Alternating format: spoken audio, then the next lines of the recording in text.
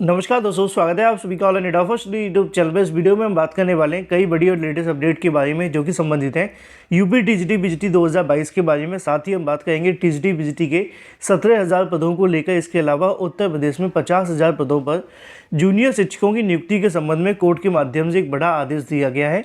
इसी के साथ सीटेट, इसके अलावा केवीएस को लेकर। तो चलिए दोस्तों, वीडियो शुरू करते हैं। वीडियो को लाइक कर दें, साथ ही शेयर कर दें और चैनल को सब्सक्राइब करके बेल आइकन को दबा लें। शुरुआत करते हैं सबसे पहली अपडेट के बारे में जो कि संबंधित है यूपी और टीजीटी बीजीटी भर्ती के विज्ञापन के बारे में, या फिर टीजीटी बीजीटी भर्ती को लेकर। जैसा कि दोस्तों आप जानते हैं, जब टीजीटी बीजीटी 2022 भर्ती का विज्ञापन जारी किया गया था तो छात्रों के माध्यम से एक बहुत बड़ा विरोध देखने के लिए मिला था पदों की संख्या के बारे में। इसको लेकर कई अलग अलग छात्र संगठनों के माध्यम से उत्तर प्रदेश माध्यमिक शिक्षा सेवा चयन बोर्ड के सामने धरना प्रदर्शन भी दिए गए थे, जिसके अंदर पदों की संख्या को लेकर सबसे बड़ा मुद्दा बनाया गया था कि टीजीटी बीजीटी के अंदर कई विषय ऐसे हैं जहां पे पदों की संख्या बहुत कम है। अगर मेल के पदों को हटा दिया जाए, फीमेल में हम जाकर देखें तो कई ऐसी कैटेगरी है जहाँ पे पदों की संख्या 0 भी है। अब इसको लेकर अभ्यर्थियों के माध्यम से लगातार विरोध किया गया था, लेकिन टीजीटी बीजीटी भर्ती को लेकर चयन बोर्ड का रवैया जो था वो पदों को बढ़ाने के लिए या फिर परीक्षा करवाने के लिए हमेशा से नेगेटिव देखने के लिए मिला था। लेकिन इसी बीच अगर बात की जाए, विधानसभा में एक सवाल का जवाब देते हुए यहाँ पर प्रमुख सचिव दीपक कुमार जी के माध्यम से जानकारी दी गई, जिसको लेकर माननीय सदस्य ने कहा कि उत्तर प्रदेश के अंदर 35,000 से ज़्यादा शिक्षकों के पद खाली हैं और ऐसे में इन पदों को अब भरा नहीं जा रहा है। उसी को लेकर सरकार की अगर बात की जाए, उच्च अधिकारी जिसको हम मुख्य सचिव कहते हैं, उनके माध्यम से लिखित रूप में आदेश जारी करते हुए बताया गया कि जहां तक रिक्त पदों की अगर बात है तो प्रदेश के अंदर 17,630 पद खाली हैं। ये उन सभी छात्रों को समझने की आवश्यकता है जिनको लगता है कि उत्तर प्रदेश के जो आपके माध्यमिक शिक्षा विभाग टीजीटी बीजीटी भर्ती के अंदर सिर्फ 4,163 पद ही खाली हैं।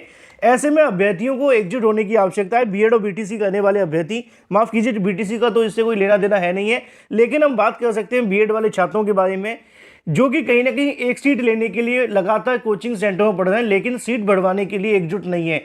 टीजीटी के अंदर अगर बात की जाए 4,163 पदों के लिए जो भर्ती निकाली गई है, इसके अंदर पदों की संख्या 17,630 पद पहले से यहाँ पे खाली हैं, जिसको लेकर मुख्य सचिव के माध्यम से ऑफिशियल आदेश विधानसभा के अंदर जारी करते हुए जानकारी दी गई है। अब जब हमारे पास पदों की संख्या अगर ना हो तो बात अलग है। अब सरकार के पास पद भी है, सब कुछ है, परीक्षा आप करवाना नहीं चाहते हैं तो कम से कम पदों की संख्या को बढ़ा दिया जाए। तो इसको लेकर क्या करना होगा कि अभ्यर्थियों को एकजुट होकर सरकार के सामने, इसके अलावा चयन बोर्ड के सामने अपनी जो मांगे वो रखनी पड़ेंगी। हाल ही में धरना प्रदर्शन चला था, लेकिन उसका कोई ज़्यादा असर नहीं मिला, सिर्फ झूठे आश्वासनों के अलावा, क्योंकि चयन बोर्ड के अंदर कुछ ज़्यादा काम अब होते हुए दिखाई नहीं दे रहे हैं, क्योंकि उनके पास सदस्य नहीं है। चेयरमैन कोई काम करना नहीं चाहते हैं। अगर चेयरमैन कोई काम करना चाहते तो वो टीजीटी बीजीटी की परीक्षा को ना करवा लेते। तो पदों की संख्या को लेकर वो किस तरीके से बढ़ाएंगे। मुख्य सचिव कहते हैं कि उत्तर प्रदेश माध्यमिक शिक्षा सेवा चयन बोर्ड को 4,163 पदों का जो अध्याचन भेजा जा चुका है और 17,630 पद खाली हैं। किस आधार पर इन पदों को रोका गया है? अगर आपके पास अभ्यर्थी हैं, 13 लाख 14 लाख एक भर्ती के अंदर आवेदन करते हैं, इतने पैसे आवेदन करने के आप सभी को देते हैं, आप पदों की संख्या सिर्फ 4,000 निकालते हैं, ये कहाँ का न्याय है? तो इसको लेकर कहीं ना कहीं बीएड वाले छात्र अगर अभी भी नहीं उठे तो उनको भविष्य में एक बड़ा नुकसान देखने के लिए मिलेगा। फिर सरकार क्या करेगी, 1-1.5 साल के बाद फिर एक भर्ती निकालेगी, फिर उसके अंदर अभ्यर्थियों को बैठने का मौका मिलेगा और छोटे छोटे पदों पे जब भर्ती आती है तो ज़्यादा कुछ हो नहीं पाता है। कभी सॉल्व में बैठ जाते हैं तो कभी धांधली हो जाती है, तो कभी भ्रष्टाचार देखने के लिए मिलता है। और इस भर्ती को लेकर ही आप देख लो, 13 लाख से ज़्यादा छात्रों ने आवेदन किए, पदों की संख्या सिर्फ 4,000 है। अगर आपके पास पद ना हो तो बात अलग है। आज मुख्य सचिव के जारी इस आदेश से बीएड वाले छात्रों को ध्यान में रखना चाहिए कि आपके पास 17,630 पद खाली हैं, ना कि 4,163।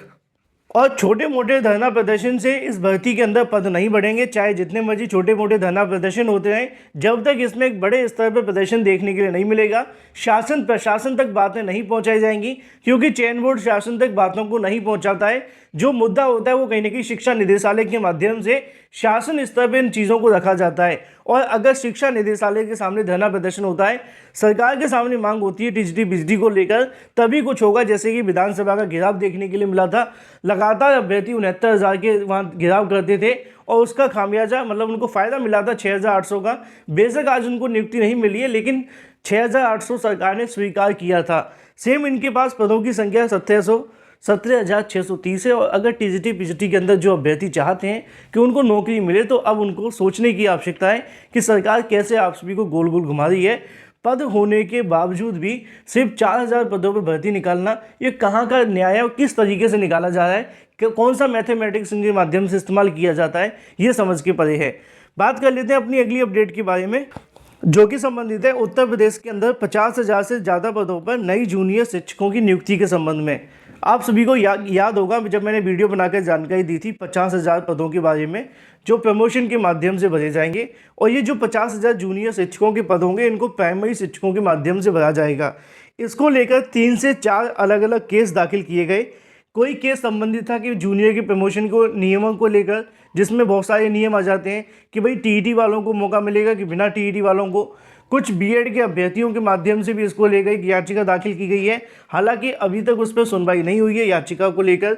अगर सुनवाई होगी तो मैं आपको जानकारी अवश्य दूंगा। अभी जो एक मामले पर सुनवाई देखने के लिए मिली है वो केस खत्म भी हो गया और कोर्ट के माध्यम से इसको लेकर ऑर्डर भी जारी कर दिया गया है। यहाँ पे आप सभी को देखने के लिए मिलेगा कि सचिव बेसिक शिक्षा परिषद के अधिवक्ता ने कोर्ट के इंस्ट्रक्शन के माध्यम से बताया कि प्रमोशन एनसीटीई की गाइडलाइन के अनुसार होगा। प्रमोशन में टीईटी लागू किया जाएगा। कोर्ट ने परिषद के इंस्ट्रक्शन को ऑन रिकॉर्ड लिया है तथा याचिका संख्या ये पीयूष पांडे बनाम अन्य जो उत्तर प्रदेश सरकार की थी उसको निस्तारित कर दिया गया है। इन शॉर्ट अगर मैं आपको समझाना चाहूँ तो इस याचिका को अब यहाँ से डिस्पोज कर दिया गया है और उसमें जानकारी दी गई है कि जो प्रमोशन देखने के लिए मिलेंगे 50,000 पदों पर, उसमें जूनियर टीईटी लागू किया जाएगा और उसी के माध्यम से प्रमोशन देखने के लिए मिलेंगे। बात कर लेते हैं अपनी अगली अपडेट के बारे में, जो कि संबंधित है सीटेट देने वाले छात्रों को बड़ा झटका लगा है, उनको बड़ा धोखा दिया गया है। और ये जो धोखा देखने के लिए मिलता है वो सीटेट 2022 वाले छात्रों का है। जानकारी मुझे देखने के लिए मिली है, पिछले कई दिनों से अभ्यर्थी कमेंट कर रहे थे कि हाल ही में उन्होंने सीटेट की परीक्षा दी है और सीटेट की परीक्षा के अंदर कई ऐसे क्वेश्चन थे जिन्होंने उनको अटेम्प्ट किया था, लेकिन जब उनकी आंसर की देखने के लिए मिली तो पता चला कि उनके क्वेश्चन को नॉट अटेम्प्ट शो किया गया है। अटेम्प्ट करने के बावजूद भी उनके क्वेश्चनों को ये दिखाया गया है कि उनके माध्यम से क्वेश्चन अटेम्प्ट नहीं किया गया है। ऐसा करने ना करने से फ़ायदा नुकसान क्या होगा कि ऐसा अभ्यर्थी जो 1 या 2 नंबर से फेल होगा और अगर उसके 1 या 2 क्वेश्चन नॉट अटेम्प्टेड होंगे तो सीधे तौर पर उनका नुकसान हो जाएगा। होता कैसे है, कई बार आप किसी क्वेश्चन को अटेम्प्ट करते हैं लेकिन टेक्नोलॉजी कभी भी ग्लिच आ जाते हैं, मतलब कभी भी धोखा दे जाती है, जिसके चलते कई छात्रों को, ऐसे लाखों छात्र हैं जिनके कहीं ना कहीं इस प्रकार की समस्याएं देखने के लिए मिली हैं और छात्रों ने दावा किया है, सीबीएसई को लगातार मेल भेजे हैं कि उनके माध्यम से कई क्वेश्चनों को अटेम्प्ट किया गया था, बावजूद इसके उनकी आंसर की के अंदर जानकारी देखने के लिए मिली है कि उनके माध्यम से क्वेश्चन अटेम्प्ट नहीं किए गए हैं, जो कि पूरे तरीके से गलत है। छात्रों का कहना यह है कि उनके माध्यम से ऑनलाइन एग्जाम के समय क्वेश्चन अटेम्प्ट किए गए थे लेकिन सीबीएसई के सर्वर पर अपडेट नहीं हुए। अब इसको लेकर सीबीएसई क्या कर सकता है क्या नहीं, ये उन पर डिपेंड करेगा। लेकिन कई ऐसे छात्र हैं जो कि 1 या 2 नंबर से अगर फेल होते हैं और उनके साथ अटेम्प्ट वाली समस्या आई है तो निश्चित तौर पर उनके साथ एक बड़ा धोखा हुआ है। उनको फिर टीईटी देना पड़ेगा और बार बार टीईटी दे देकर वैसे ही छात्र परेशान हो चुके हैं। आपके साथ क्या हुआ कमेंट करके बताएं। बात कर लेते हैं केवीएस के माध्यम से एक नया नोटिस जारी किया गया है जो कि आपको देखने के लिए मिलेगा 27 फरवरी 2023 को। ये जो संबंधित है, हाल ही में उनके माध्यम से वैकेंसी निकाली गई थी, इसके संबंध में इसके यहाँ पे जो इंटरव्यू हैं वो यहाँ पे जारी कर दिए गए डिप्टी कमिश्नर को लेकर। जो अभ्यर्थी ने आवेदन किए थे ऑफिशियल वेबसाइट पर जाकर चेक कर सकते हैं। फिलहाल इस वीडियो के माध्यम से इतना ही।